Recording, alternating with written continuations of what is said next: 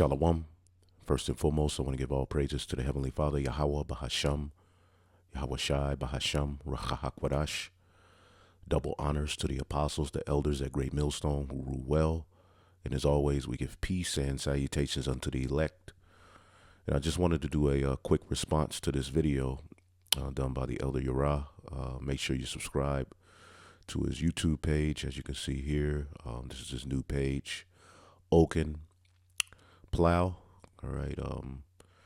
And the video that I'm responding to is titled "The Age Limits of Levitical Priests Explained," in response to Chief High Priest Alazar Banloya of the Sakari, which, ultimately none of this matters because we're no longer under the Levitical priesthood. When Yahushua died on the cross in the temple rent, that gave access to all 12 tribes. So we're a nation of priests, and we're going to be a nation of kings and priests as we rule on earth under the priesthood after the order of Malak Tazadak, which is Yahushua, all right, which these men don't fully respect the sacrifice made by Yahushua. And that was the sentiment of the Sakari going back, in times past. All right, they were rebels who used daggers and swords to come against,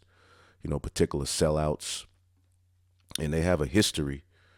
But the true message of Yahushua had nothing to do with the zealot lifestyle. Now, you did have zealots who repented and followed Yahushua, but once they followed him, they had to subdue, all right, those emotions, all right. And that wasn't Yahushua's message at all. So at the end of the day, these men are just back in their lots. So it's not even really anything to get mad at, but just to give understanding on that, as the brother did in that video, on the technicality that Alazar is using, speaking of the priests being 50-year-old. We're going to go into that, and that's in the book of Numbers, the 8th chapter. When you read this chapter, this is the Israelites as they're setting up the tabernacle in the wilderness, and they're doing the duties of the priesthood, pretty much on the fly, as they're on their way to the promised land, which should have been like a 2 to 3 week trip, but it ended up being 40 years because of Jake's rebellion. But in this chapter, you can read it, but in the 5th verse, the Levites would have to purify themselves with water. And John the Baptist himself, being of this priestly lineage of Aaron, he said, "I baptize with water, all right, but he that is coming after me, all right, is to baptize you with fire and with the Holy Spirit." It will be an internal cleansing, and that's the high priest that we are under, all right, at this point, all right, and he's in the heavens. So the Levitical priesthood was only an example of what will be done through Hamashiach Yahushua in spirit. And John the Baptist, that's what he was stressing when he was on the earth. All right, he separated from the temple and he went into the wilderness to preach Yahushua. So you can read this chapter, and it deals with, the high priest. They would take young bullocks, they would, pick up particular vessels, and it was various duties of the temple.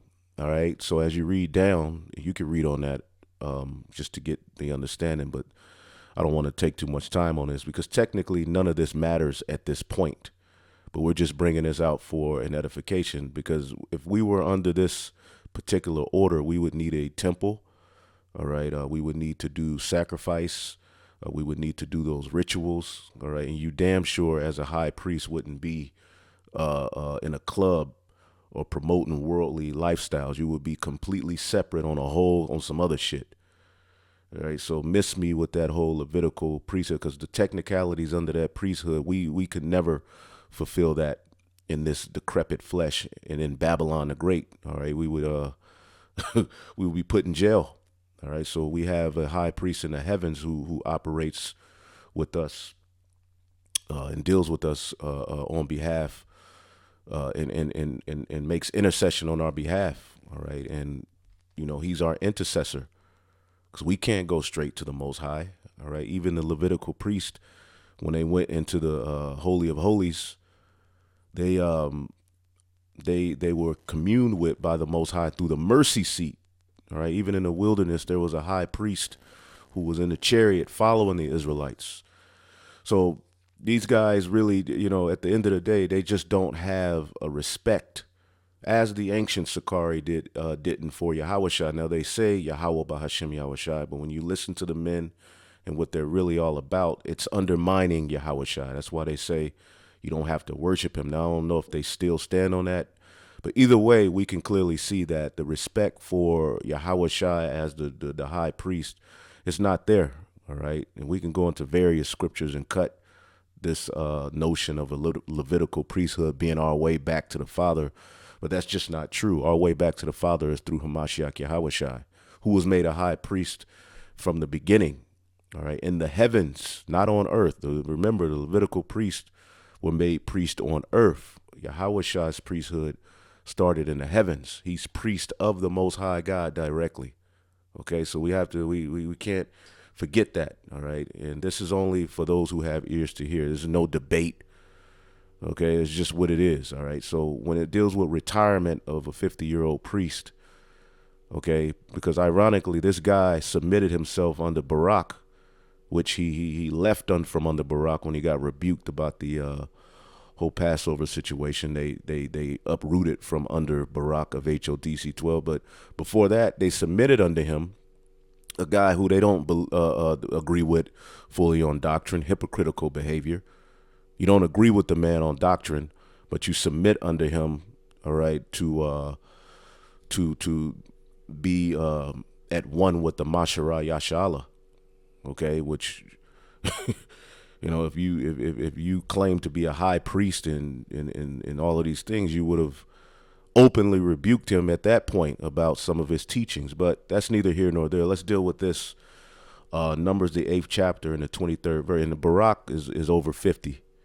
We didn't hear that sentiment, when you submitted under him, all right? But then when he rebuked you and told you to fall back about the Passover thing, all right, you said we're no longer under them, all right? So anyway, Numbers, the 8th chapter in the 23rd verse, it says retirement. It says, and the Lord spake unto Moses, saying, this is that belongeth to the Levites from 20 and 5 years old and upward, they shall go in to wait upon the service of the tabernacle of the congregation. And there was various duties, man. You carried heavy vessels, okay? Because remember, this is in the wilderness. We didn't have a standing temple yet until Solomon, all right, who received the blueprint on how to build that temple from David, built one. All right, here we're just operating on the fly. Okay, and this cuts anyone who comes with the notion that you can only celebrate the Passover in Jerusalem. All right, because the first we were in the wilderness, man, where we were doing all of these things on the fly. Okay, and it says this is that belongeth unto the Levites from 25 years old and upward, they shall go in to wait upon the service of the tabernacle of the congregation, which dealt with the sacrifices, which that requires youth. There's a lot of physical, duty that come with, being a high priest. All right. So this is dealing with the duties of the tabernacle, which when you look it up, it deals with, many things, man. I pulled up a few websites that kind of goes into it, but let me keep reading. It says, and from the age of 50 years upward, they shall cease from waiting upon the service thereof, and shall serve no more. All right. Now, did this mean you wouldn't listen to him? No, that just means that the physical duties of the temple were handed to the younger men. After age 50, that took a toll on your body. All right. So you would, get rest. All right, those, picking up those large vessels on the fly, they were in the wilderness, so they would have to pick up things. They would have to, deal with the sacrificial animals. All right, that took a toll on your body. So you would just retire from that portion. And then it says, but shall minister. They still would serve. They still would teach. That didn't mean you stopped listening to him after the age of 50. That didn't mean he wasn't highly regarded and respected anymore because he's 50. It just means that physically, all right, those duties will be given unto the younger men, but it was still after the order of Aaron, of the Levitical priesthood. Okay, so he should serve no more as pertaining to these duties of the service of the tabernacle and the congregation. All right, but shall minister with their brethren in the tabernacle of the congregation to keep the charge, and shall do no service. All right, thus shall thou do unto the Levites touching their charge. So this was like a retirement, because that was a very tedious duty, doing those things in the temple, man. So it's not that he would no longer be reverenced or he's no longer to be listened to. He would just stop the physical duties, which, again, there's none of this matters because we're not under this priesthood. If we were under this priesthood, we would be absolutely through. If this was our glory and our way back to the Father at this point as Israelites, we'd be done. Okay? Yahweh Shai's sacrifice means so much for us, man. Especially being here in Babylon the Great. All right? Well, we can't do those duties, man. You go offer up a sacrifice. Okay? And to think you can be forgiven for sins through that sacrifice. No, man, you can't. All right. And then you'll bring up Paul, who did offer up a sacrifice because he got hemmed up when he went to Jerusalem by those of the circumcision. They were like, look, you teaching men against the law. We'll offer up a sacrifice to prove you're not against the law. And he did it. Okay, but Yahweh Shai's sacrifice is the final sacrifice. Now we're making our bodies a living sacrifice, all right, to be back in harmony with our power through his son, man. Okay, now I pulled up a quick, all you have to do is just go to these particular scholars. Now they're not right about everything, but we do go to secular history because Jacob say, well, here you go into the internet, yada. Well, look. We do that, all right? We go into particular scholars to get particular understandings on things, all right, that happen in history, okay? We all do that, all right? You go to particular things for study purposes, man, all right? And when you go to the commentary on this, just quickly, Numbers 8, 25 through 26, from 50, all right, they shall cease waiting. It says, shall be excused from carrying the parts and vessels of the tabernacle and all toilsome. Now let's look up this word toilsome. To toil means to struggle. Pretty simple, right? And all the toilsome duties of the service.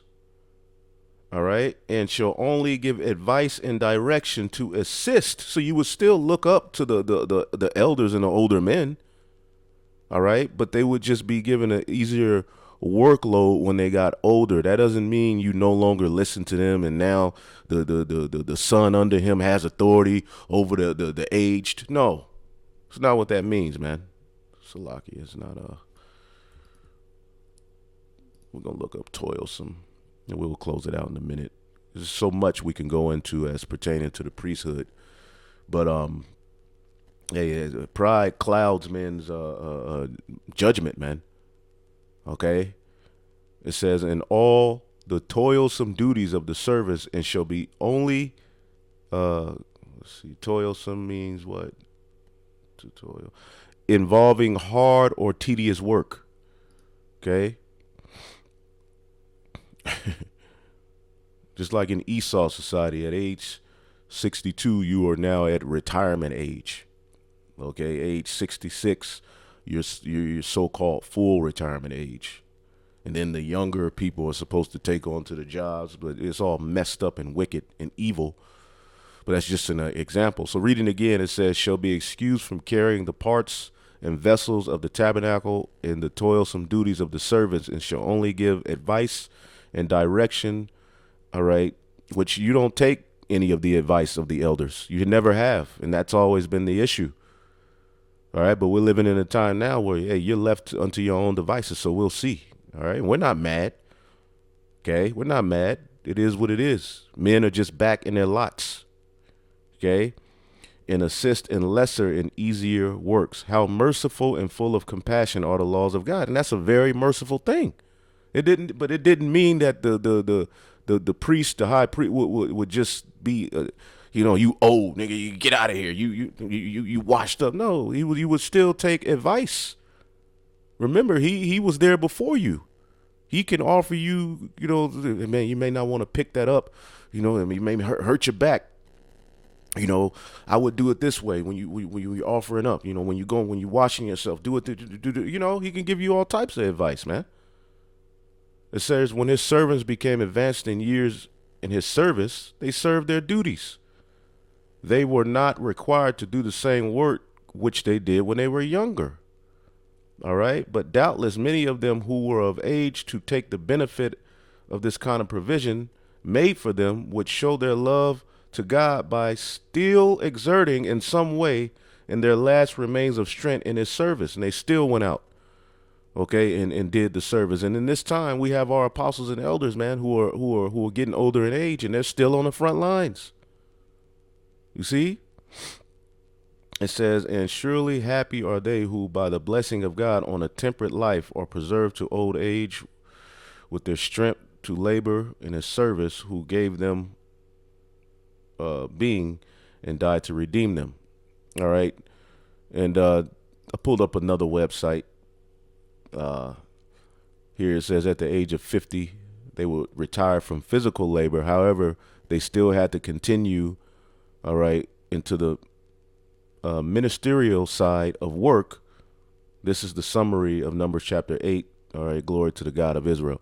So you can do some research on these things, but just wanted to give a quick clarification on that, just in case brothers were like, well, he's technically right. Well, no, he's wrong. All right, he's technically right that at the age of 50, the Levitical priests who were over the sacrificial duties, which were the sons of Aaron, would retire from that hard labor. Because when you read up, it's just giving you an example, man. All right. They would take young bullock. That takes youth, offering these sacrifices, picking up these heavy vessels that were in the tabernacle. That took youth, man. So this is just a retirement plan amongst the Levitical priest, okay, that is very honorable. All right, but it never said you wouldn't listen to the aged anymore. So you're wrong on that, okay? And there's so many other points, but when the veil rent,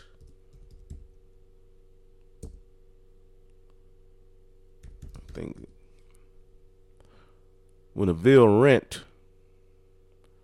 in Matthew, all right, 27 and 51, and behold, the veil of the temple was rent in twain, because that veil is which separated the Holy of the Holies from the other part of the temple, all right, which was separated from everyone else.